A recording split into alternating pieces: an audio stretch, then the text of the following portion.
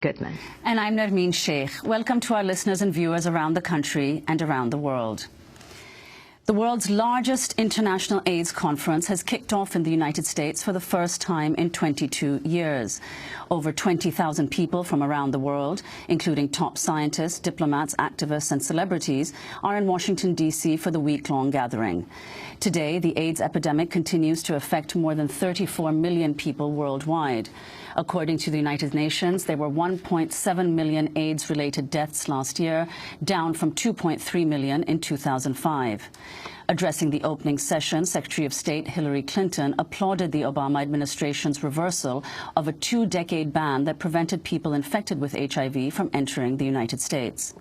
Let me say 5 words we have not been able to say for too long. Welcome to the United States. I've heard a few voices from people raising questions about America's commitment to an AIDS-free generation, wondering whether we are really serious about achieving it.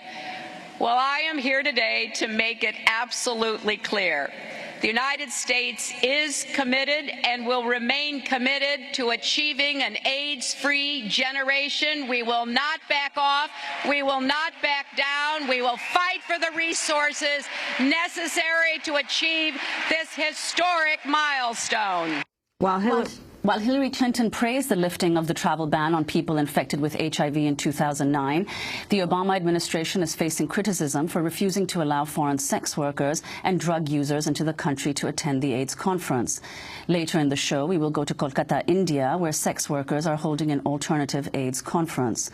On Tuesday, hundreds of protesters took to the streets of Washington, calling for a Robin Hood tax on Wall Street transactions to fund global AIDS programs. The protesters tied red ribbons on pouches containing money, medicine bottles, clean syringes and condoms, all symbols of the battle against HIV/AIDS, to the White House fence. A dozen were arrested for sitting on the sidewalk in front of the White House after police repeatedly told them to leave. Well, for more, we go to Washington, D.C., where we're joined by 2 guests. Dr. Elly Katabira is the international co-chair of the AIDS Conference, president of the International AIDS Society, professor of medicine at the College of Health Sciences at Makerere University in Kampala, Uganda. And we're joined by Melissa Gira, independent journalist covering the AIDS Conference in Washington, D.C. for The Nation magazine, longtime blogger on sex and politics. We welcome you both to Democracy Now! Let us begin with Dr. Elly Katabira. The significance of this 19th annual conference being held in Washington, D.C., after decades of banning people with AIDS from being able to come into the country, AIDS and HIV. Yes, indeed, it is very significant. We know very well that the U.S. people have been supporting the cause of AIDS, HIV for a long time.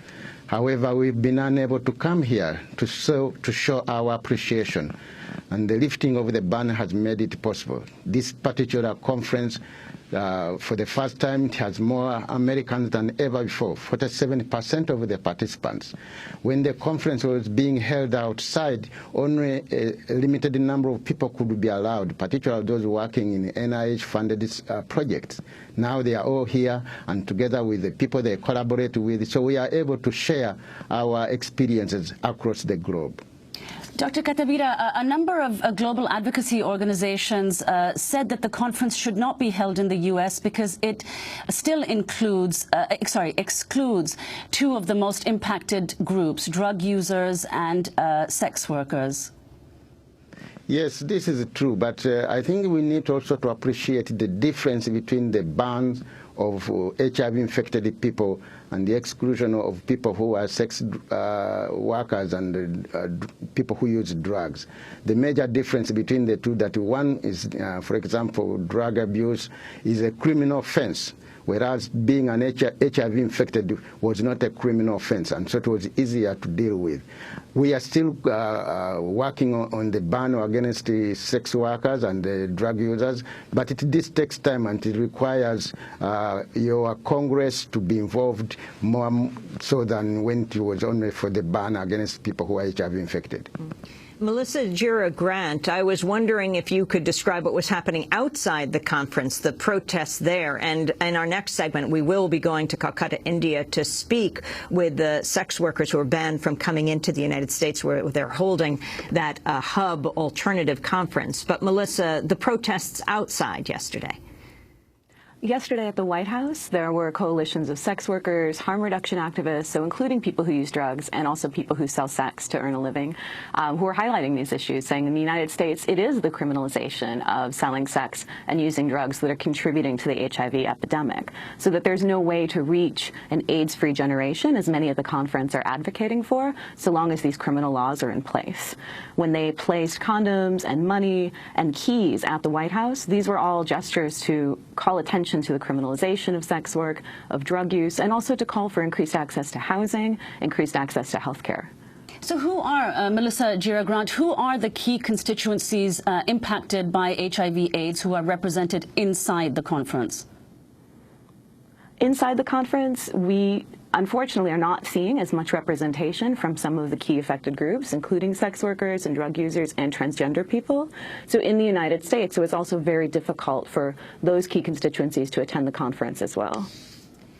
Let's talk, Dr. Katabira, about the access to health care and medication around the world for people dealing with HIV and AIDS. You've been a long-time pioneer in Uganda, setting up the first AIDS clinic, some 30 years ago.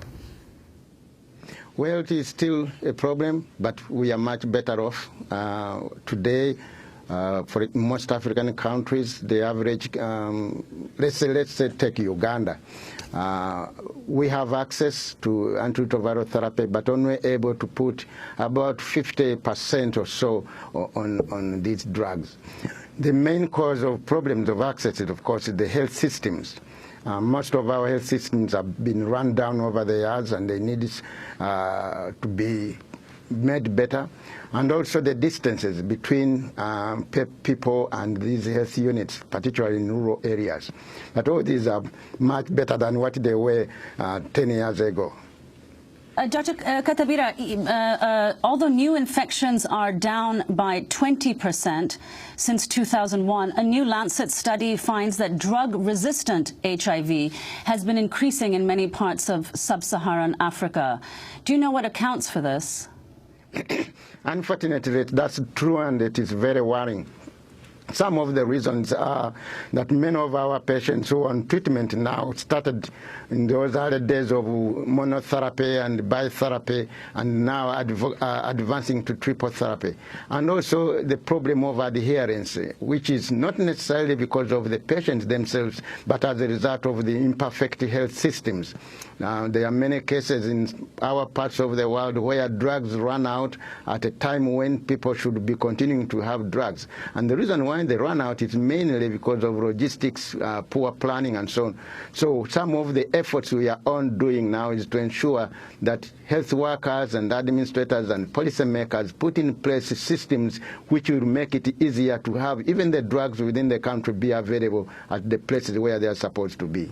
Melissa Gira Grant, the issue of corporations, of brand versus generic drugs, the activism to force corporations to lower the prices of drugs. Yes, there were activists yesterday at the White House who were arrested wearing lab coats, doctors who were representing the rights of patients to have access to drugs that are affordable for them. I also spoke to activists from the HIV Prevention Justice Alliance who were also arrested at the White House, who pointed out that the strategy to get to an AIDS-free generation, if we're simply relying on getting expensive drugs into people's bodies, this isn't a comprehensive strategy. We don't want to rely on a one-prong approach that has the potential to increase wealth for pharmaceutical companies at the expense of people living with HIV. They're advocating for an approach that goes above and beyond just getting drugs into bodies and looking at housing, looking at healthcare overall, looking at issues of economic and social justice, the structural causes that have allowed HIV to grow from simply a virus into an epidemic. So they're holding the focus on that, even though there is a huge representation from drug companies and also from other corporations inside the conference as well. One of the most shocking shocking things I saw was that Chevron has their corporate logo on a portion of the AIDS quilt, and I'm not quite sure what that represents other than, mainstreaming of the virus, where a corporation might feel comfortable with that. But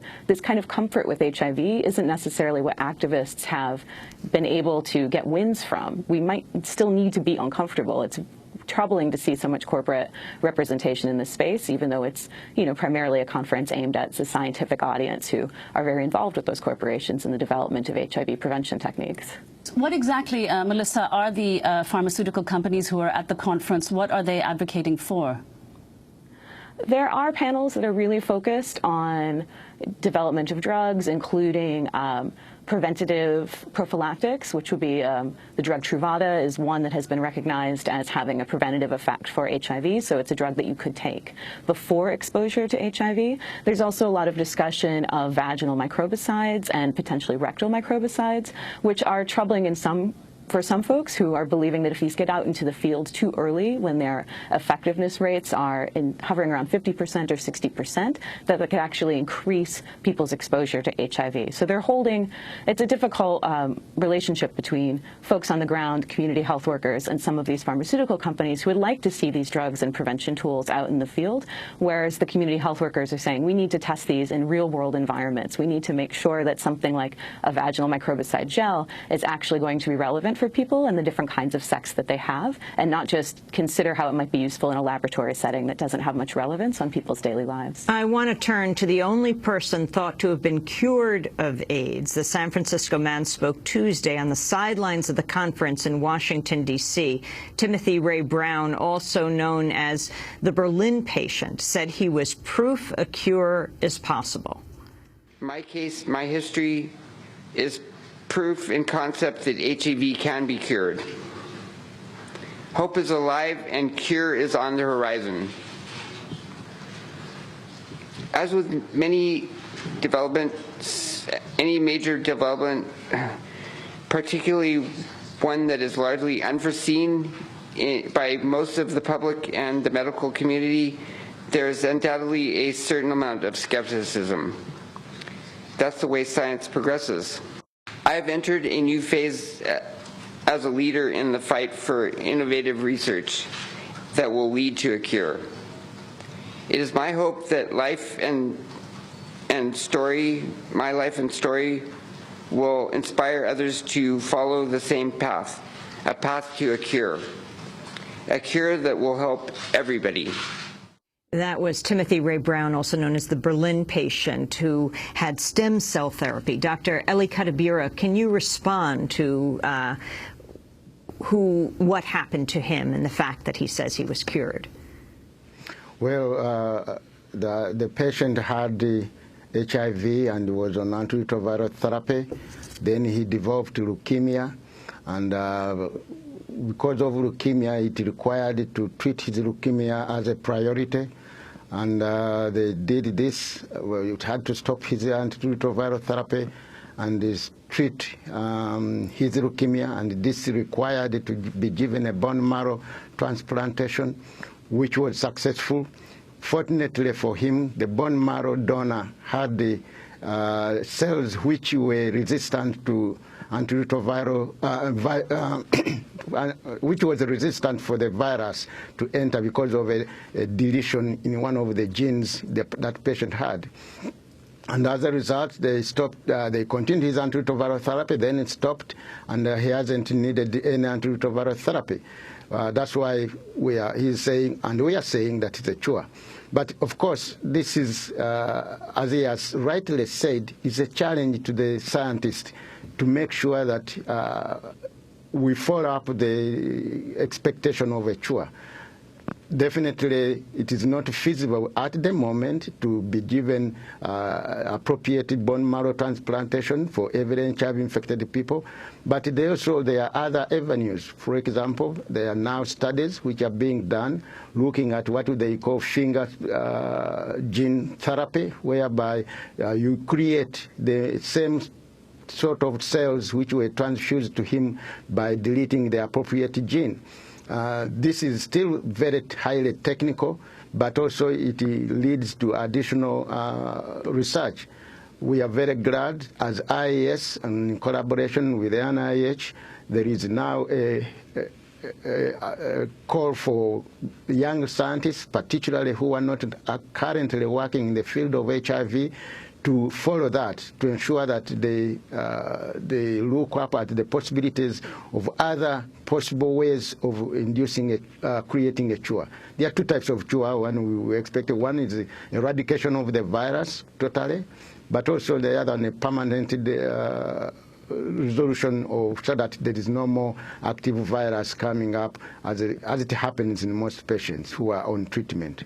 Dr. Elly Katabira, before we conclude, I just wanted to ask you, there are as many as 90% of children living with HIV are in sub-Saharan Africa. What do you hope to get out of this conference to help children who are affected in regions like sub-Saharan Africa?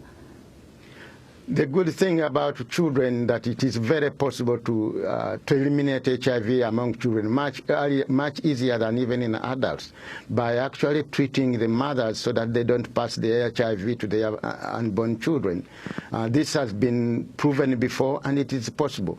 One way, and I hope that this conference will energize all health workers, policy makers, and administrators to implement the prevention of mother-to-child strategies which have now been advocated.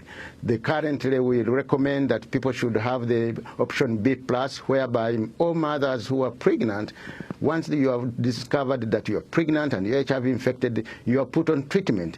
Because once your viral load is undetectable, the chances of transmitting the virus to your unborn child is very much minimized. This is possible, and I hope this conference will energize everybody to follow this good news. Dr. Elly Katabira, we thank you for being with us, International Co-Chair of the AIDS Conference, heading back to chair a session. He's president of the International AIDS Society, professor of medicine at the College of Health Sciences at Makerere University in Kampala, Uganda, and Melissa Gira, Grant, independent journalist covering the AIDS Conference for The Nation magazine. This is Democracy Now! When we come back, we're heading to Calcutta, India, where sex workers who are banned from entering the United States are holding an alternative conference. Stay with us.